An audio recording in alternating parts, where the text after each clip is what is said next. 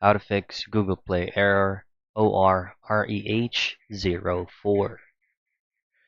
So if you open up your Google Play Store and make any premium purchases directly from the App Store, and you receive this error message that is saying OR-REH-04, it is actually referring to a payment that has been declined. So what you need to do first, if you already made sure that there is sufficient funds on either of the payment methods that you have in Google Play, is just simply to click cash or to force stop Google Play Store on your phone. To do so, just simply tap and hold on your Google Play Store icon and then head out into App Info.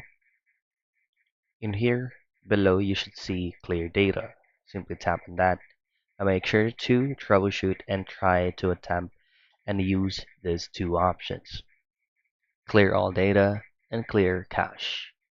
Once you've made all these options cleared, you just have to repurchase and try to use the same payment method that you used before while occurring this specific error message. Simply add another payment method on your Google Play Store account and try to repurchase the same item that you purchased before while occurring this specific error message. So those are the troubleshooting steps that you can do for you to be able to fix Google Play error OR-REH-04.